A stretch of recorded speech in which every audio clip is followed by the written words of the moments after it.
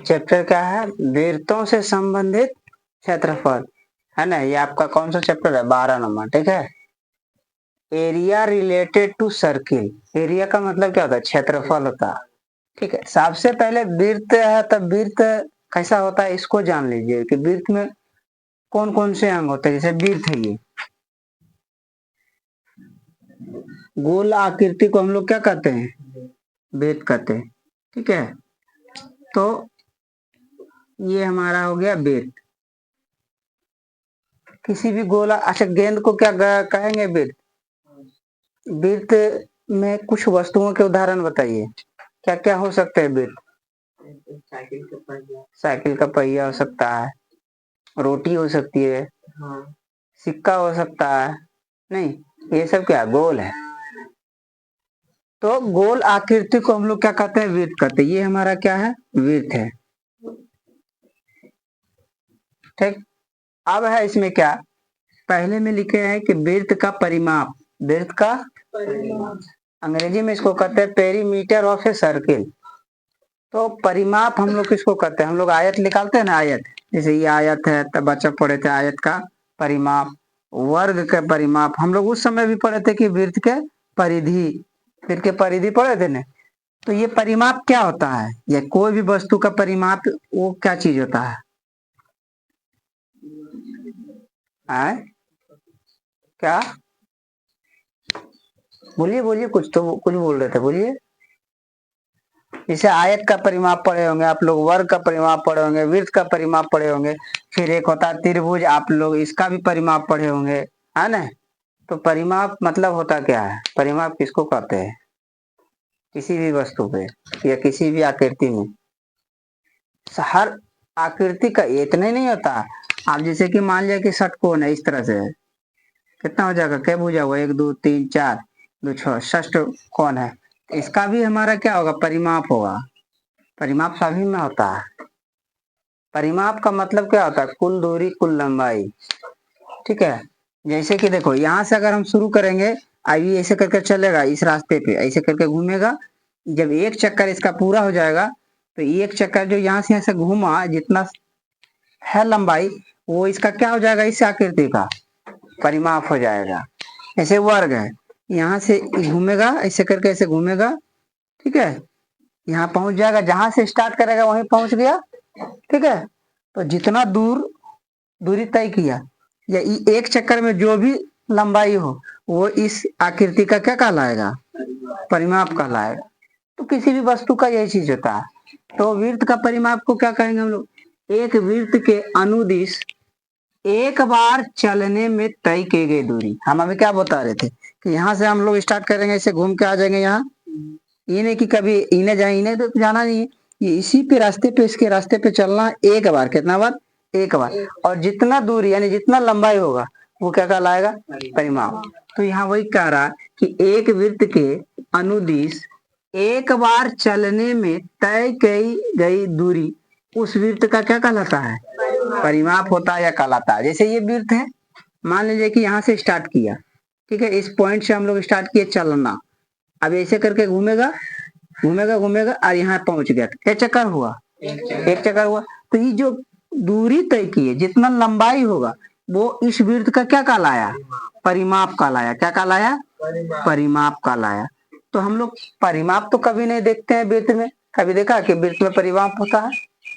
कभी पढ़े हैं कि वृत्त का परिमाप? कहीं कहीं अगर 10 क्वेश्चन बना रहे तो 1 2 क्वेश्चन में परिमाप पूछा हो, लेकिन क्या पूछता है? परिधि पूछता है। क्या पूछता है? परिधि। तो जिसे प्राय हम क्या किस नाम से जानते हैं?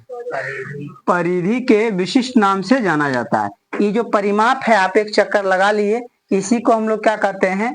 परिधि कहते हैं। याद रहेगा ना, परिधि। अगर कोई साइकिल का पहिया है, वो एक बार एक, जैसे कि यहाँ इस सड़क है, ठीक है, इस बिंदु पर ये खड़ा है, तो एक बार जब ये घूमेगा, तो एक बार जब घूमेगा, जितना दूर जाएगा ना, जितना का परिधि होगा उतना ही दूर जाएगा, ठीक है। समझ गए? जैसे ये चक्का जो है, एक बार जब पूरा घूम जाएगा, यानी ये बिंदु जहां है, ये पूरा चल करके फिर ये बिंदु यहीं आ जाएगा, नीचे इसी पॉइंट नीचे सड़के पर हो जाएगा। तो जितना ये परिधि होगा ना वृत्त के, उतना दूरी तय करता है। समझ गए? तो ऐसे में सवाल आगे आएगा पहिया पर। ठीक, अब आगे क्या है, वृत्त की परिधि समझ गए। अब इसमें देखिए आता है त्रिज्या। क्या आता है? त्रिज्या आता है, व्यास आता है। फिलहाल अभी और सारा आएगा आगे, चाप आएगा, त्रिज्यखंड आएगा, वृत्तखंड आएगा, तो वो उस समय बताएंगे। फिलहाल अभी आपके पास क्या आएगा, व्यास आएगा, त्रिज्या आएगा, दो चीज आएगा। तो फिर दो चीज के बारे में हम लोग जान लेते हैं। और इसके जो आप परिधि हुआ, तो परिधि का क्या फॉर्मूला था इसको देख लीजिए। तो वृत्त की परिधि बराबर क्या होता है? 2 पाई आर। तो वृत्त की परिधि बराबर 2 पाई आर या तो पाई डी। आर क्या है आपका?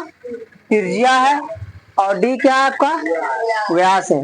ये 2 क्या है आपका? कॉन्सोनेंट है। अब क्या है इसमें कि त्रिज्या कहां से कहां तक होता है?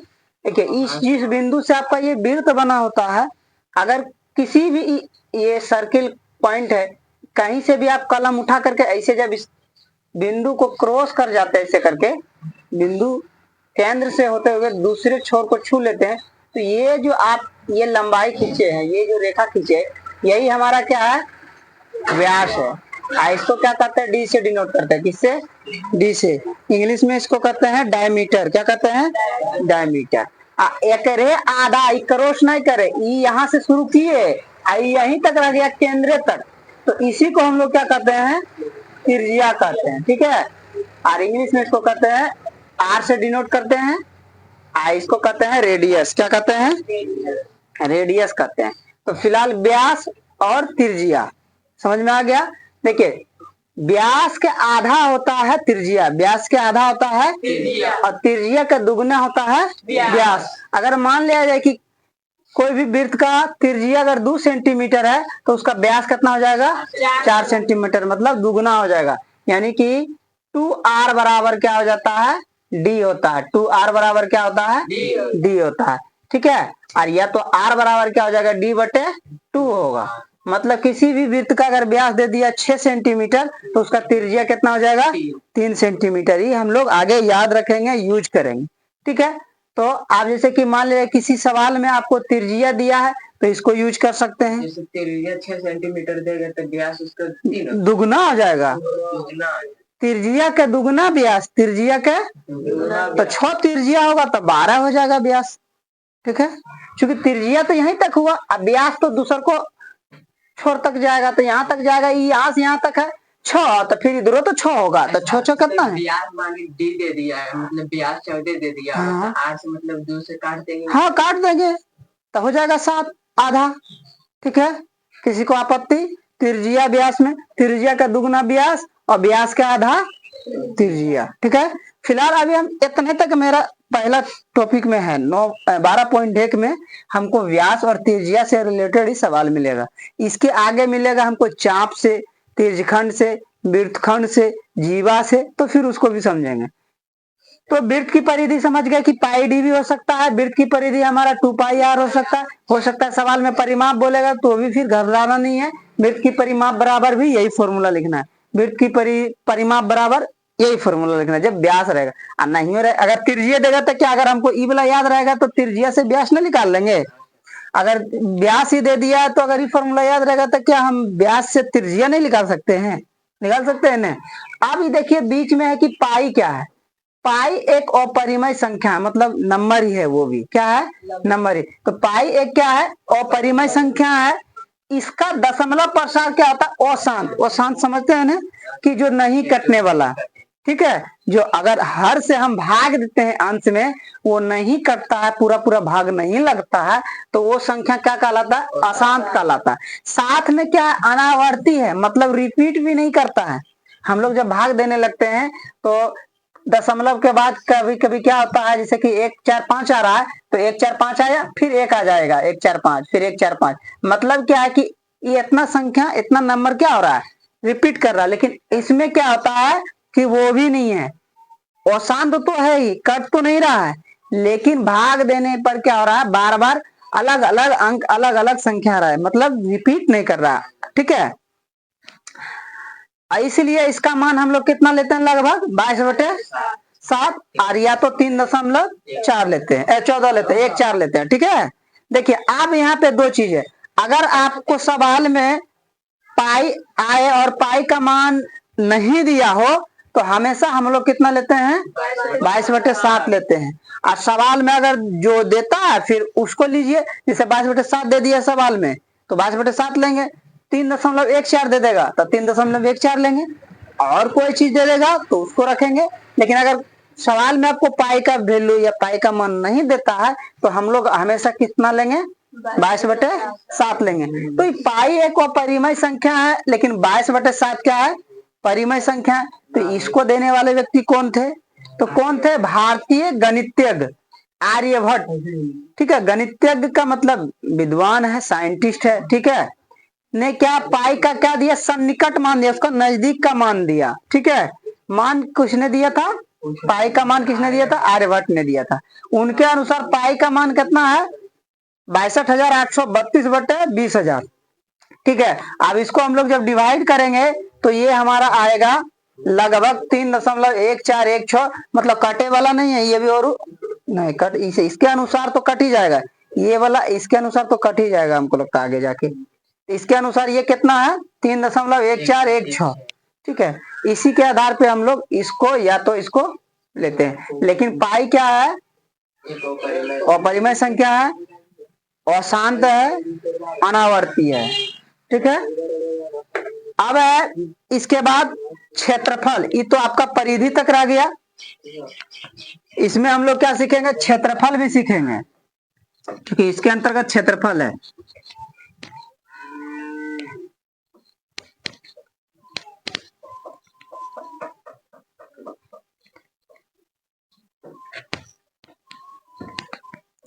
तो वृत्त का क्षेत्रफल बराबर क्या होता है,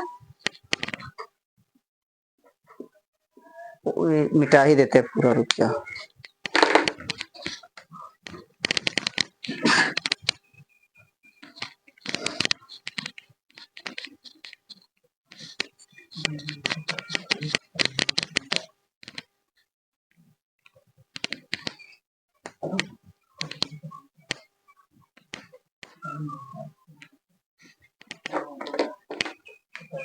अभी वृत्त का परिमाप परिधि समझे थे, अब क्या है दूसरा, वृत्त का क्षेत्रफल। वृत्त का क्षेत्रफल, एरिया ऑफ सर्किल, तो इसका क्या होता है, पाई आर स्क्वायर।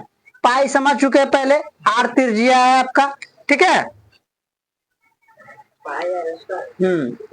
अब इसके बाद होता है अर्धवृत्त।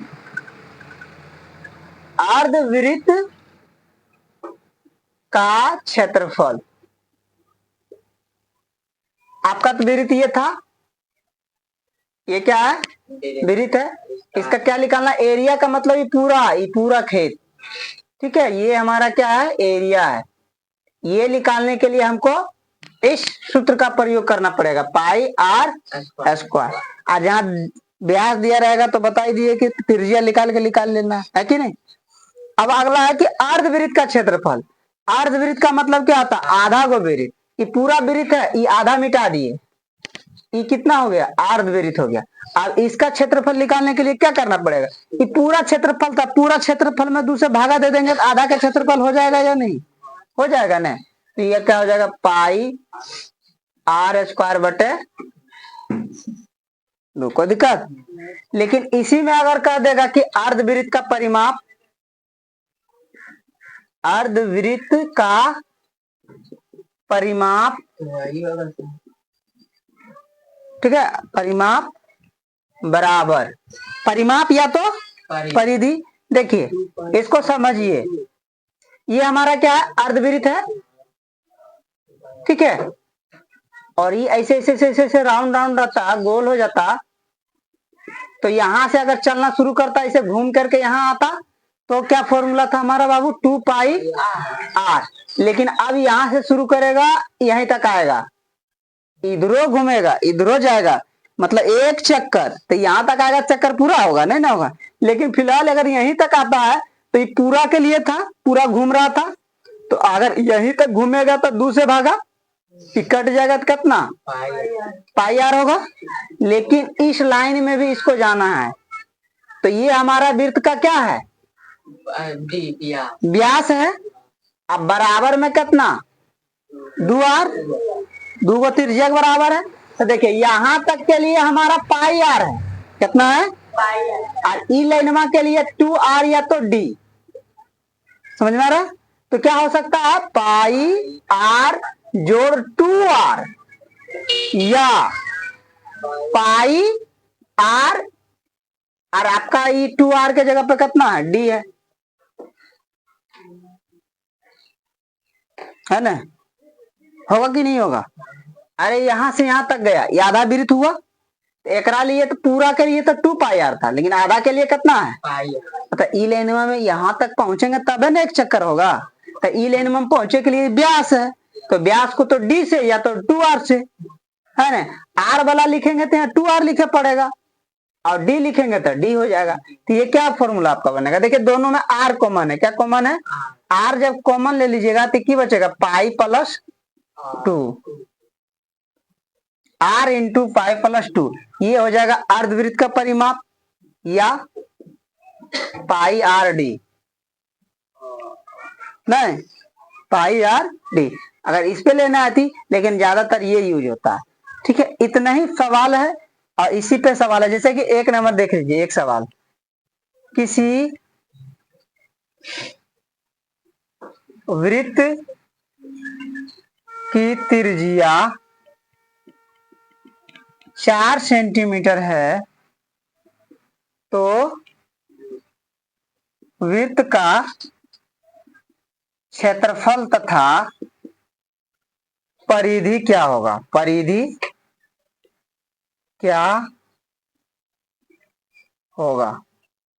ठीक है, तो वृत्त की त्रिज्या कितना, r बराबर 4 सेंटीमीटर, तो क्षेत्रफल निकालना है। तो वृत्त का क्षेत्रफल वाला अभी हम लोग समझे थे कि वृत्त के क्षेत्रफल बराबर क्या होता है, सूत्र